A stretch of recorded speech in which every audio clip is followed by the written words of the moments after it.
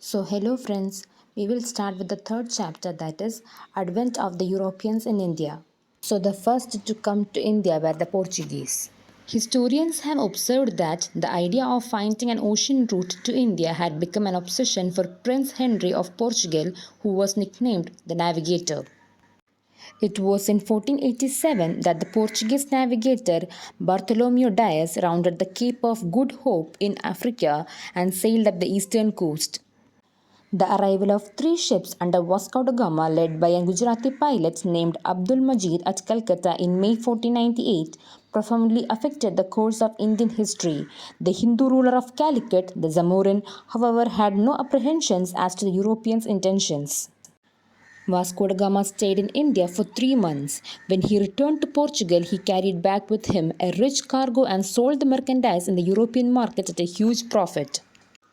A voyage was undertaken by Pedro Alvarez Cabral to trade for spices. He negotiated and established a factory at Calcutta, where he arrived in September 1500.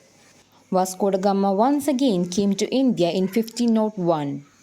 He set up a trading factory at Cananore. Gradually, Calicut, Cananore, and Cochin became the important trade centers of the Portuguese. In 1505, the King of Portugal appointed a governor in India.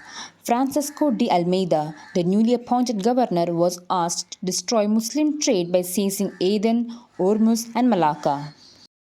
In 1507, the Portuguese squadron was defeated in a naval battle by the combined Egyptian and Gujarat navies, and the Almeida's son was killed. Almeida's vision was to make the Portuguese the master of the Indian Ocean. His policy was known as the Blue Water Policy. Albuquerque, who succeeded Almeida as the Portuguese governor in India, was the real founder of the Portuguese power in the East. There were Portuguese strongholds in East Africa, off the Red Sea, at Ormuz, in Malabar, and at Malacca. Albuquerque acquired Goa from the Sultan of Bijapur in 1510. An interesting feature of his rule was the abolition of sati. In the cities such as Goa and Cochin, the Portuguese men settled as artisans and master craftsmen, besides being traders. Later, Nino da Cunha assumed office of the governor of Portuguese interest in India in November 1529 and almost 1 year later shifted the headquarters of the Portuguese government in India from Cochin to Goa. Da Cunha also attempted to increase Portuguese influence in Bengal by settling many Portuguese nationals there with Hooghly as their headquarters. Many of the coastal parts of India had come under Portuguese power within 50 years of Vasco da Gama's arrival. On the west coast from Mumbai to Daman and Diu to the approaches to Gujarat, they controlled a narrow tract with 4 important ports and hundreds of towns and villages. In the south, the regions that controlled include Mangalore, Cananore, Cochin, and Calicut. The Portuguese established further military posts and settlements on the east coast of San Tome and Nagapattinam. Towards the end of the 16th century, a wealthy settlement had grown at the Hooghly in West Bengal. Interestingly, the Portuguese, the first Europeans to come to India, were also the last to leave this land. It was 1961 before the government of India recaptured Goa, Daman and Diu from them.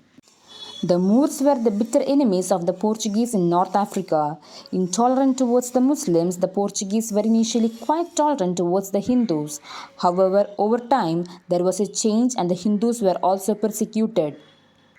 In September 1579, Akbar forwarded a letter to the authorities at Goa requesting them to send 2 learned priests. When they reached Fatehpur Sikri on February 28, 1580, they were received with honor. Moreover, arrogant actions on the part of the Portuguese viceroys created a rift with the Mughal emperor.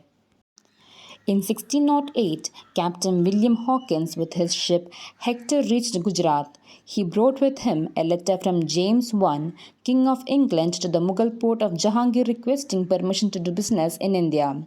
Jahangir accepted the gift Hawkins brought for him and gave Hawkins a very favorable reception in 1609. The grant for trading facilities to the English offended the Portuguese. The Portuguese stopped the English ships from entering the port of Surat. In 1613, the Portuguese offended Jahangir by capturing Mughal ships, imprisoning many Muslims, and plundering their cargoes. They monopolized the manufacture of salt, built a custom house of their own, and started enforcing strictly the levy of duty on tobacco, which had become an important article of trade since its introduction at the beginning of the 17th century. The Portuguese not only made money as traders but also started a cruel slave trade by purchasing or seizing Hindu and Muslim children. Shah Jahan ordered the Bengal governor Qasim Khan to take action against the Portuguese. The Mughals suffered a loss of 1,000 men but also took 400 prisoners to Agra. By the 18th century, the Portuguese in India lost their commercial influence. In fact, Hooghly was used by some Portuguese as a base of piracy in the Bay of Bengal. The religious policies of the Portuguese, such as the activities of the Jesuits, the Portuguese policy of conversion to Christianity made Hindus also resentful. Their dishonest trade practices also evoked a strong reaction. The discovery of Brazil diverted colonizing activities of Portugal to the west. The earlier monopoly of knowledge of the sea route to India held by the Portuguese could not remain a secret forever. Soon enough, the Dutch and the English, who were learning the skills of ocean navigation, also learnt of it. In this struggle, the Portuguese had to give way to the more powerful and enterprising competitors. One by one, the Portuguese possessions fell to its opponents. The spice trade came under the control of the Dutch, and Goa was superseded by Brazil as the economic center of the overseas empire of Portugal. In 1683, after two naval assaults, the Marathas invaded Goa. The Cholas, among others, had been a naval power, but it was now for the first time a foreign power had come to India by way of the sea. The Portuguese ships carried cannons, and this was the first step in gaining monopoly over trade. The Portuguese were masters of improved techniques at sea. Their multi-decked ships were heavily constructed, designed as they were to ride out Atlantic gales rather than run before the regular monsoons. The art of the silversmith and goldsmith flourished at Goa, and the place became a center of elaborate filigree work, fretted foliage work, and metal work embedding jewels. However, though the interior of churches built under the Portuguese have plenty of woodwork and sculpture and sometimes painted ceilings, they were generally simple in their architectural plan. Then comes the Dutch. Cornelis de Houtman was the first Dutchman to reach Sumatra and Bantam in 1596. In 1602, the States General of the Netherlands amalgamated many trading companies into the East India Company of the Netherlands. After their arrival in India, the Dutch founded their first factory in Masulipatanam in 1605. They captured Nagapattam near Madras from the Portuguese and made it their main stronghold in South India. The Dutch established factories on the Coromandel coast in Gujarat, Uttar Pradesh, Bengal, and Bihar. They carried indigo manufactured in the Yamuna Valley and central India, textiles and silk from Bengal, Gujarat and the Coromandel, salpetry from Bihar, and opium and rice from the Ganga Valley. The climax of the enmity between the Dutch and the English in the east were reached at Amboina, where they massacred 10 Englishmen and 9 Japanese in 1623. After prolonged warfare, Dutch retired from India. They monopolized the trade in black pepper and spices. The most important Indian commodities the Dutch traded in were silk, cotton, indigo, rice, and opium. The Dutch were not much interested in empire building in India. Their concerns were trade. In any case, their main commercial interest lay in the Spice Islands of Indonesia, from where they earned a huge profit through business. Then, in 1599, the English arrived. That is, a group of English merchants calling themselves the Merchant Adventurers formed a company. On December 31, 1600, Queen Elizabeth I issued a charter with rights of exclusive trading to the company named the Governor and Company of Merchants of London trading into the East Indies. The English turned to India in search of textiles and other commodities of trade. Bombay had been gifted to King Charles II by the King of Portugal as dowry when Charles married the Portuguese princess Catherine in 1662. Later, Bombay was made the headquarters by shifting the seat of the Western Presidency from Surat to Bombay in 1687. The English company's position was improved by the Golden Farman issued to them by the Sultan of Golconda in 1632. Thereafter, the English extended their trading activities to the east and started factories at Hariharpur in the Mahanadi Delta and at Balasore in 1633. Shah Shuja, the Subedar of Bengal in 1651, allowed the English to trade in Bengal in return for an annual payment of Rs 3,000 in lieu of all duties. The outcome was William Hedges, the first agent and governor of the company in Bengal, appealed to Shaista Khan, the Mughal governor of Bengal, in August 1682. Hostilities broke out between the English and the Mughals. 4 years later, Hooghly was sacked by the Imperial Mughals in October 1686. The fortified settlement was named Fort William in the year 1700 when it also became the seat of the Eastern Presidency with Sir Charles Eyre as its first president. In 1715, an English mission led by John Surman to the court of Mughal Emperor Farrukh Siyar secured three famous farmans, giving the company many valuable privileges in Bengal, Gujarat, and Hyderabad. Now comes the French. Indeed, the French were the last Europeans to come to India with the purpose of trade. In 1673, the French obtained permission from Shaista Khan, the Mughal Subedar of Bengal, to establish a township at Chandarnagar near Calcutta. Pondicherry was founded in 1674. Mahi, Karaikal, Balasore, and Qasim Bazar were a few important trading centers of the French East India Company. The French position in India was badly affected with the outbreak of war between the Dutch and the French. The Dutch captured Pondicherry in 1693. In 1720, the French company was reorganized as the Perpetual Company of the Indies, which revived its strength. There were many rivalry happening between Anglo and French for supremacy, and the first one is First Carnatic War of 1740 to 48.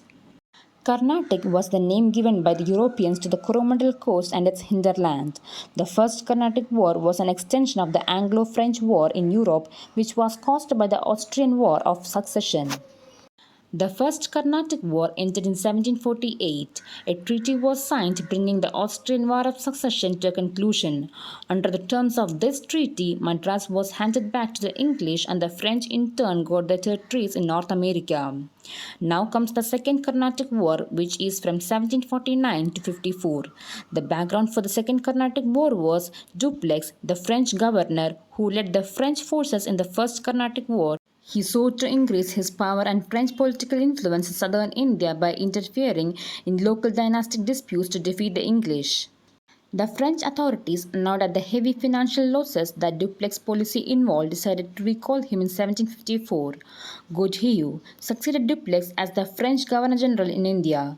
Godeheu adopted a policy of negotiations with the English and concluded a treaty with them. Then is the Third Carnatic War, which is from 1758 to 63. The decisive battle of the Third Carnatic War was won by the English on January 22, 1760 at Vandivash in Tamil Nadu. The Third Carnatic War proved decisive. Although the Treaty of Peace of Paris restored to the French their factories in India, the French political influence disappeared after the war. The Battle of Plassey in 1757 is usually regarded by historians as the decisive event that brought about ultimate British rule over India. There are many causes for the English success and the French failure. That is, the English Navy was superior to the French Navy. It helped to cut off the vital sea link between the French possessions in India and France. The English held three important places, namely Calcutta, Bombay, and Madras, where the French had only Pondicherry. A major factor in the success of the English in India was the superiority of the commanders in the British camp. In comparison to the long list of leaders on the English side, Eyre Coote, Robert Clive, and many others, there were only Dupleix on the French side. Then comes the Danes. The Danish East India Company was established in 1616 and in 1620 they founded a factory at Tranquebar near Tanjore on the eastern coast of India. The Danes are better known for their missionary activities than for commerce. Now, there is a question on why the English succeeded against other European powers. The England emerged as the most powerful and successful by the end of the 18th century. The major factors which can be attributed for the English against European powers are structure and nature of the trading companies. The English East India Company was controlled by a board of directors whose members were elected annually, whereas the trading companies of France and Portugal were largely owned by the state and their nature was in many ways feudalistic. In the French company, there was lack of public interest and there was no meeting of the shareholders and the company was simply managed as a department of the state. Next cause is the naval superiority. The Royal Navy of Britain was not only the largest, it was the most advanced of its time. In India too, the British were able to defeat the Portuguese and the French due to strong and fast movement of the naval ships. Third one is Industrial Revolution. The Industrial Revolution started in England in the early 18th century with the invention of new machines like the spinning jenny, steam engine, the power loom and several others. The Industrial Revolution reached other European nations late and this helped England to maintain its hegemony. Fourth one is military skill and discipline. The British soldiers were a disciplined lot and well trained. Technological developments equipped the military well. All this combined to enable smaller groups of English fighters defeat larger armies. A stable government. Britain witnessed stable government with sufficient monarchs. Other European nations like France witnessed violent revolution in 1789 and afterwards the Napoleon Wars. The Napoleon defeats in 1815 significantly weakened France's position. The Dutch East India Company, affected by bankruptcy in 1800 coupled with the revolution in 1830, was forced to sell its possessions to Britain and quit Asia. Lesser seal for religion. Britain was less zealous about religion and they were more acceptable to the subjects than that of other colonial powers. The last one is use of debt market. The Britain used debt markets to fund its war. The world's first central bank, the Bank of England, was established to sell government debt to the money markets.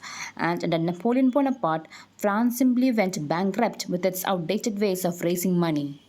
So with this, we comes to an end of this chapter 3, that is Advent of the Europeans in India.